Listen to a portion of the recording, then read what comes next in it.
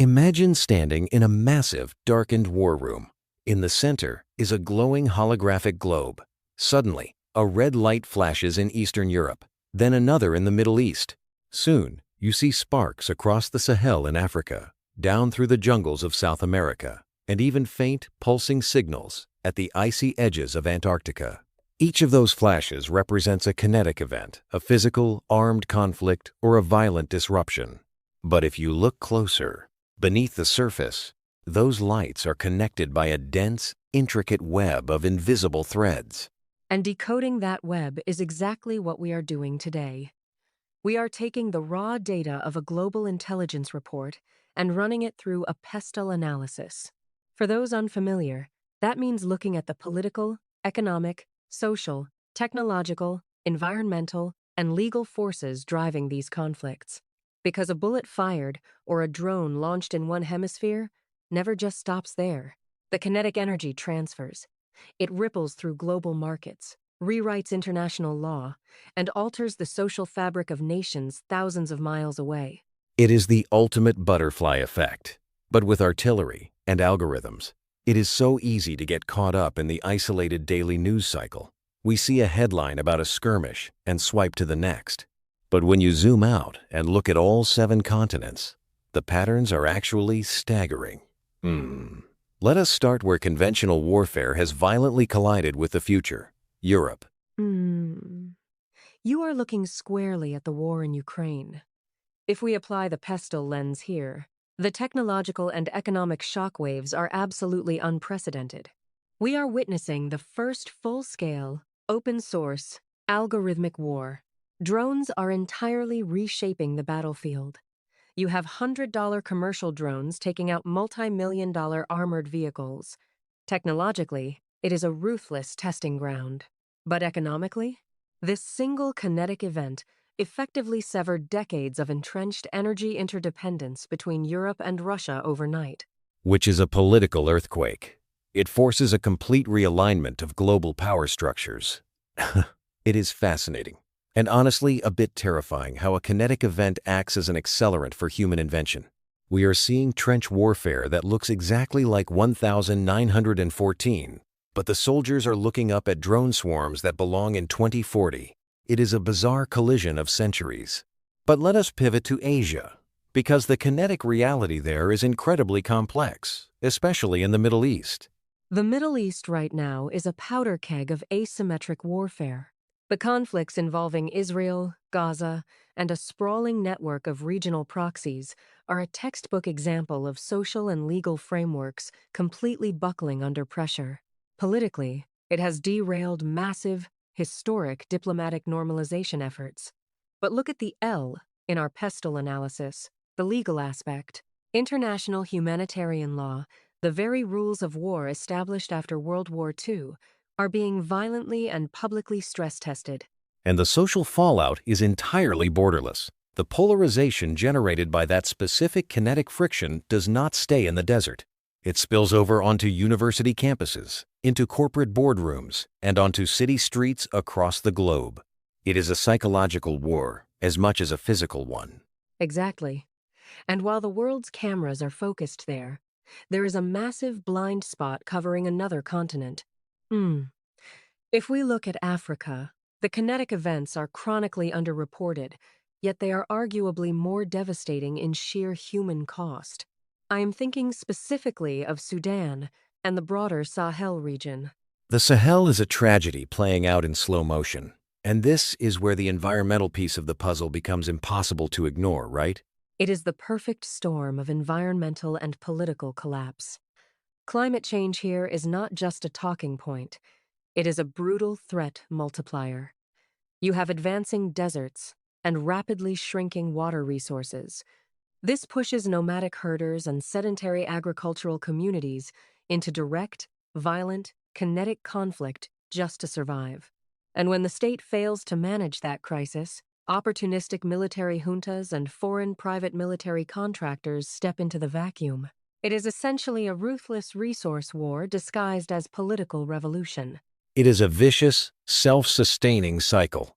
The environment degrades, the local economy collapses, the legal state vanishes, and violence becomes the only recognized currency. It makes me wonder, are we looking at a localized crisis, or are we looking at a preview of what warfare looks like in a climate-changed world? That is the chilling question intelligence analysts are asking right now. But let us cross the Atlantic. When people think of North America, they picture a stable, highly developed superpower. But the kinetic reality just south of the U.S. border challenges our very definition of warfare. You are talking about the cartel wars in Mexico. I am so glad you brought this up, because it requires a massive shift in how we define a kinetic event. This is not a traditional state-on-state war. There are no uniformed armies facing off.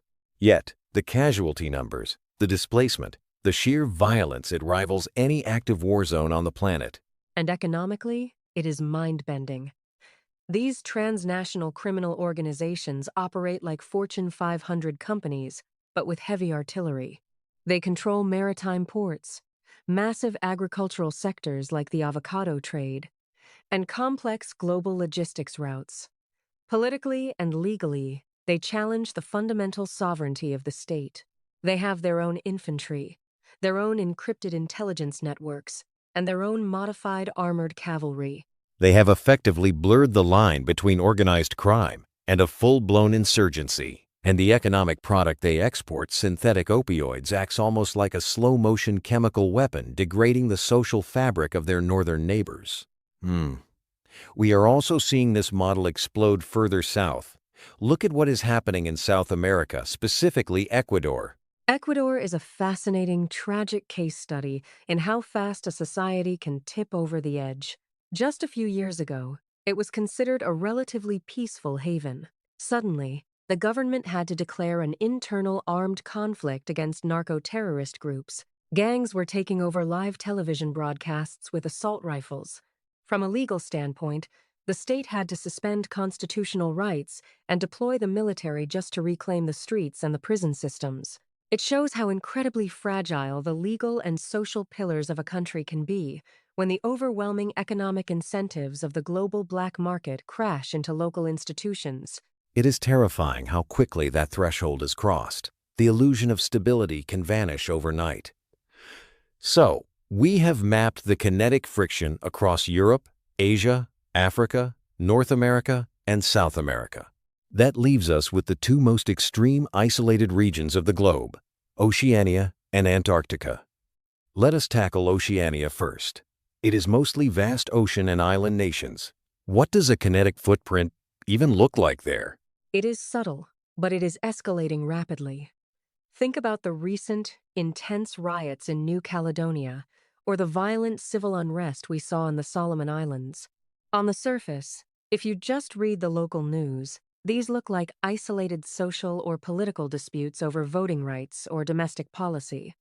But apply the pestle lens, and the picture changes completely. You see the massive geopolitical shadow of global superpowers vying for dominance in the Indo-Pacific. So you are saying these islands are basically proxy battlegrounds?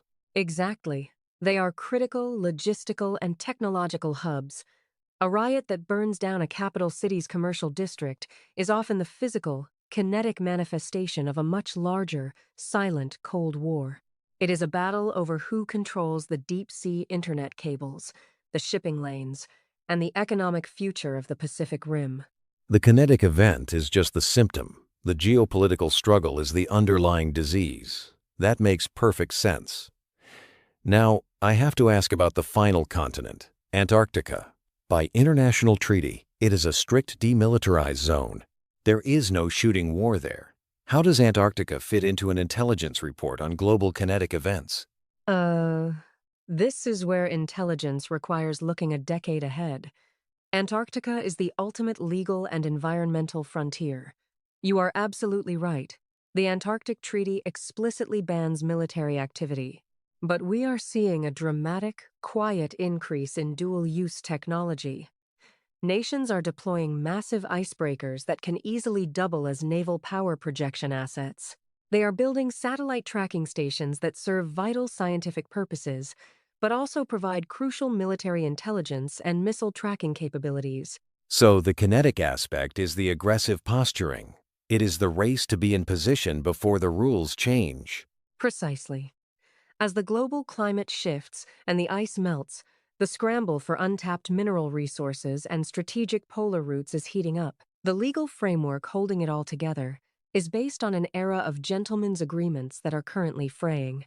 It is a Cold War in the most literal, freezing sense of the word. We are watching the architecture of future conflicts being built quietly in the snow. That is a haunting image, and it really ties the entire globe together. When you apply this pestle framework across all 7 continents, the biggest takeaway is that none of these events happen in a vacuum. A technological breakthrough with drones in Europe directly influences cartel tactics in North America. A climate disaster in Africa mirrors the long-term resource scramble we are seeing in Antarctica. And that is the true, profound value of an intelligence report of this scale. It forces us to stop looking at the world as a series of random, disconnected crises. The political decisions made in quiet, air-conditioned rooms in capital cities eventually translate into kinetic energy, into violence, displacement, and systemic shocks on the ground, somewhere else. Everything is a reaction to something else. It really makes you question the deep cost of our modern interconnectedness. We have built this incredible world where trade, data, and technology flow freely across borders, but so do the consequences of our worst impulses. It begs a philosophical question. Are we engineering a global system that is simply too complex to remain peaceful? That might be the defining dilemma of our age. We possess the technological capacity to map every inch of the globe, to analyze every variable from microeconomics to atmospheric changes, yet we still consistently resort to raw, kinetic force to resolve our most fundamental disputes.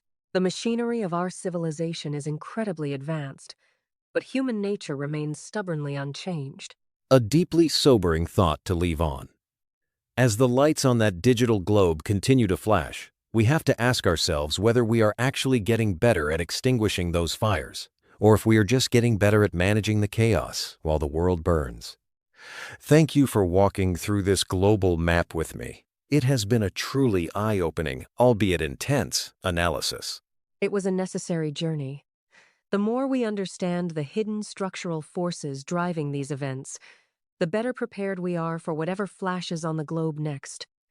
We cannot fix what we do not understand. Absolutely. To everyone listening, keep your eyes open and always question the invisible forces beneath the daily headlines. The world is a complex puzzle, and every single piece matters. Until next time, stay curious and stay engaged.